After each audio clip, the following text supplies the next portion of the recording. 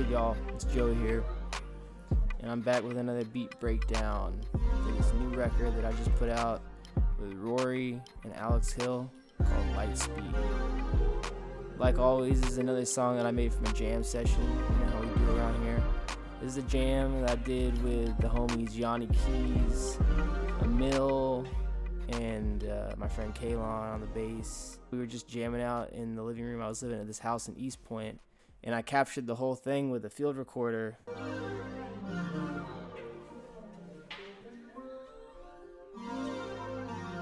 This is the kind of stuff you can't capture with AI. You can't capture this with MIDI. This is real live instruments. And then I just found a relative tempo, you know, like I'll just go on Ableton and I'll just start boom, boom, boom, boom, little quarter note tap, you know, try to figure out what is the closest tempo to like whatever it is. Like just by listen to like the raw recording and then just do the quarter note tap until you find something that's relatively in the time of what it should be. And at that point, I found me a little drum beat. So the drums are primarily from this Count drum loop. The Count, he's a producer, so I can't take full credit for it, but I did do a lot of chops to it. And let's just play the drums by themselves, yeah?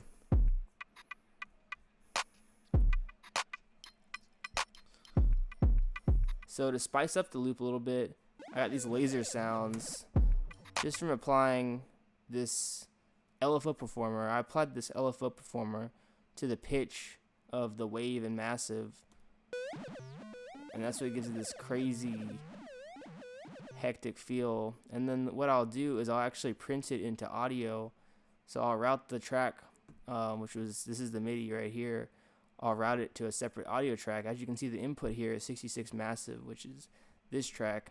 And then what I can do is I can actually chop bits and pieces up, you know, maybe even go in here, do a little pitch modulation, do a little transposition, get that added pitch bend, as if one pitch bend wasn't enough. And then layered in with the beat, it sounds really crazy.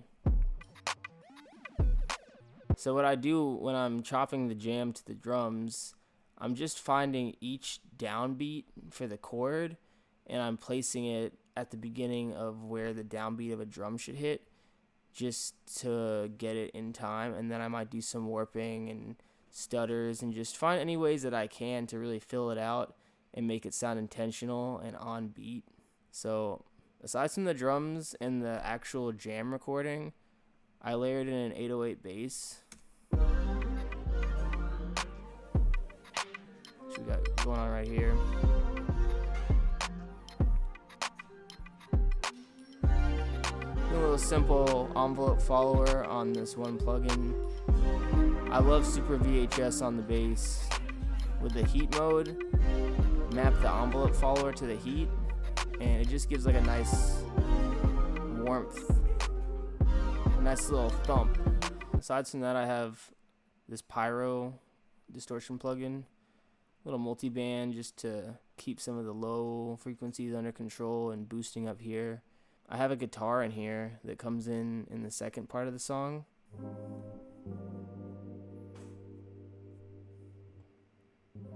Nice little mellow thing.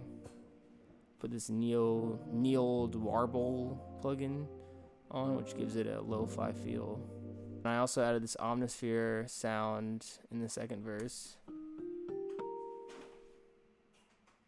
This is called Intimate Glass Celeste. I did jazz up the track a bit with a couple of random sounds just to emphasize certain moments. So you got this little synth ARP right here. There's some retro 80s type synth. Got this other random sound, this tonal atmosphere sound. I'll just throw a bunch of random sounds in a beat. It's like throwing paint at a wall, and that's the key, is just, you know, make things varied. Don't keep looping things. Like, you gotta get out of the loop mentality. It's not healthy. We got another sound in here, the synth atmosphere. I forgot that was in the beat, honestly. But let's hear how it sounds like together. Oh, yeah, that's nice. Little stuff like that you just overlook, but it's actually beautiful and it just really enhances the overall production. We also have a synth lead guitar, lead Guilty. Oh yes, I remember now.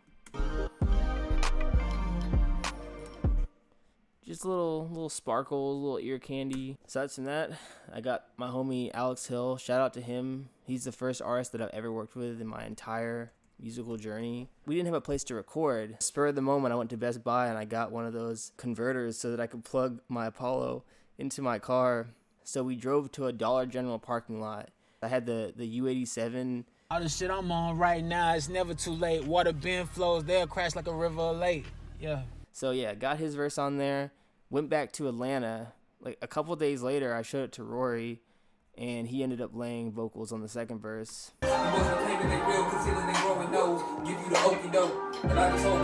Raury does all these really interesting ad-libs everywhere. Like they're just the most random, like laughs and like just all this random stuff. And honestly, it adds to the production. It's more so like production ear candy. Like what is this? A UFO sound that he's making with his mouth. With a little delay throw on there, like insane. And then the other vocalist, I got my friend, shout out to Samurai, Millie, Jasmine, Millie. She laid down some background vocals on this. All these ethereal, spooky vocals in the background, that was her.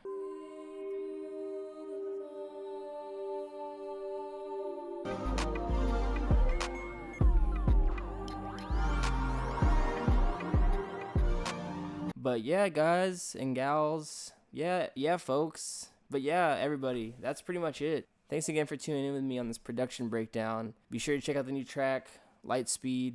Hope everyone is having a wonderful 2026. Until next time, y'all, peace.